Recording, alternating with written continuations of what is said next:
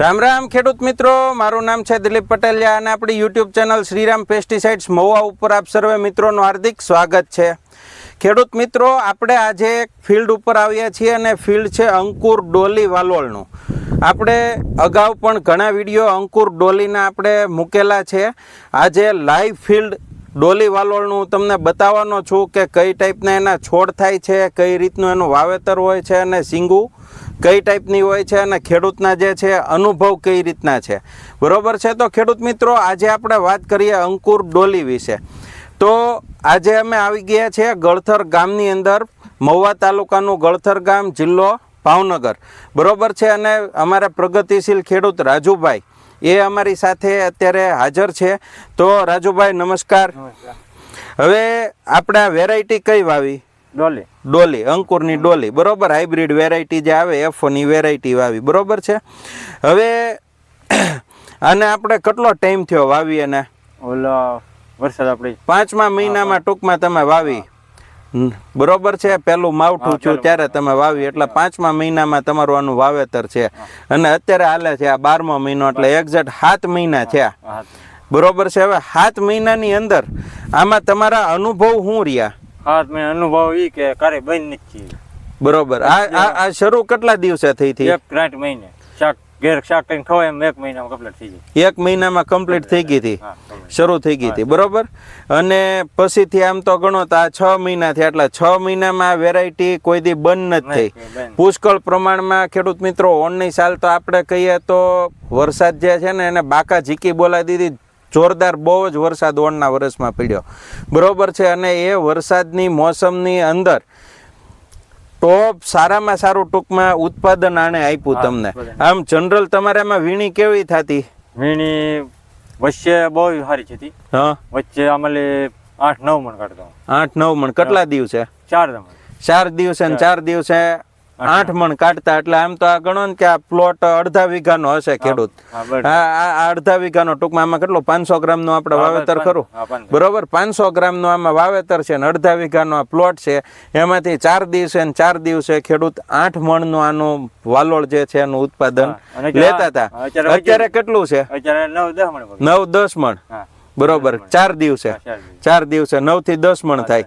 હવે થોડીક સિંગુ આપણે બતાવીએ અને એનું બેઠક બતાવીએ, છોડ કઈ ટાઈપનો છે એ બતાવીએ. થોડુંક નજીક આવી જાવ. જો ખેડૂત મિત્રો, આ જે છે ને આ ટાઈપનો એના ફૂલ હોય છે, ગુલાબી ફૂલ હોય. બરોબર. અને આ રીતની એની બેઠક હોય છે. બરોબર. આ તમે જોઈ શકો છો. આ લાગઠામાં છે ને જો આ સિંગુ છે. હવે અંદરથી છે ને આમાં બધા હરિયા નીકળ્યા કરે અને એ હરિયાની અંદર આ રીતની બધી સિંગુ આવ્યા કરે. જો આ રીતે આમાંથી લાગઠ હરિયા ફૂટા જ કરે. આ તમે આખા પ્લોટમાં બધી જગ્યાએ તમે જોઈ શકો છો. જો આમાં અંદરથી જે છે ને એ હરિયા એક ધારા ફૂટ કરે. બરોબર છે. અને એમાં ફૂલ અને સિંગુ આવ્યા કરતી હોય. એટલે એ રીતનું આનું આખું જે છે ને વાવેતર છે. આને કોઈ એને ચડાવેલી નથી, કોઈ વસ્તુ કાંઈ નથી. નોર્મલ જે છે એ કેરાપાળી કરી અને વાવી દીધેલું છે. હવે આમાં આપણે અંતર શું રાખ્યું હતું? લાઈન થી લાઈન તો 6 ફૂટ જેવું છે. છોડ થી છોડ 2 ફૂટ. એટલે 6x2 નું વાવેતર છે.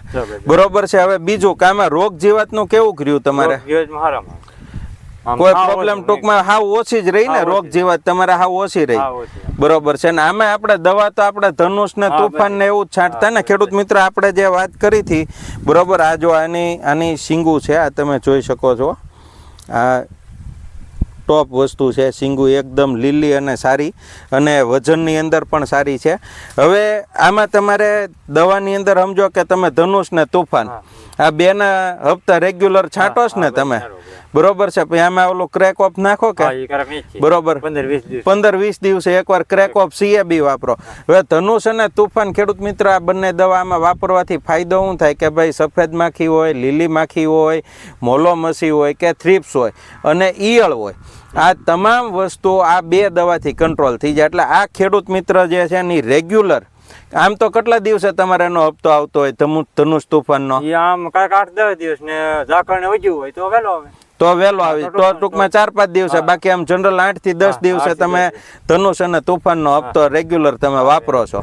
બરોબર. અને 12-15 દિવસે એકવાર ક્રેક ઓફ CAB નાખો. ક્રેક ઓફ CAB જે છે એની અંદર કેલ્શિયમ અને બોરોન છે, સાથે ઝાઇમ છે. એટલે ગ્રોથ, ગ્રીનરી અને સારું રહે, ફૂલ બૂલ ખરે નહીં અને ફાલ સારામાં સારો ચાલુ રહે. બરોબર છે, એટલે એ રીતની આની અંદર દવા નખાય છે. બીજું આમાં ખાતરમાં કઈ તમે વિશેષ ખાતર કઈ નાખ્યું જ નહીં હજી. કોઈ વસ્તુ નહીં. પાયામાં પાયામાં ખાતર નહોતું નાખ્યું, પૂરતી ખાતરે કઈ નથી નાખ્યું, ખાલી બીબડા ખૂતાડી દીધા ને તમે 100 મહિનાથી કમાણી કરો. આમ અંદાજિત આ કેટલા રૂપિયાની વેચાણી હશે તમારે? આમ ગણી તો વચ્ચે ભારી વેચાણ થયું ને એમને આમ અંદાજિત લગભગ એક વીણી 8,000 9,000 8,000 આવે. 8-9 હજારની એક વીણી થાય એટલે આ તમે સમજો ને કે આ 6 મહિનાથી તમે વેચો. બરોબર છે, એટલે તમે અંદાજિત મોટું પકડો તો ₹1,00,000 બહાર તો નીકળી ગયું હોય. બરોબર ને? ખાલી અડધા વીઘાનું ખેડૂત મિત્ર વાવેતર છે અને 1,00,000 ઉપરનું વેચાણા ખેડૂત મિત્રએ કરેલું છે. અને ખર્ચાની અંદર જુઓ તો નોમિનલ ખર્ચો છે, બીજા કાંઈની અંદર એને ખર્ચા કર્યા નથી.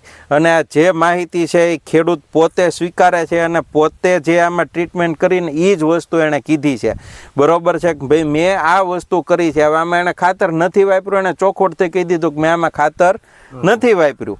બરોબર છે, અને જે દવા છાંટે છે એની પણ તમને માહિતી ઘણીવાર ઘણા ખેડૂત મિત્ર જે છે ને માહિતી છુપાવતા હોય, એટલે કે એ જે પોતે દવાઓ વાપરતા હોય ને એની માહિતી બીજા ખેડૂતને આપતા નથી કે ભાઈ હું એકલો ઉત્પાદન લઉં, બીજા કોઈને આપણી જેવું થવું જોવે નહીં. બરોબર, એવી ખેડૂતની માનસિકતા હોય, પણ આપણે એવું નથી. આપણે તો ગમે પૂછે તમારી હસ્તક અત્યારે લગભગ મારે 20 ગ્રાહક હશે.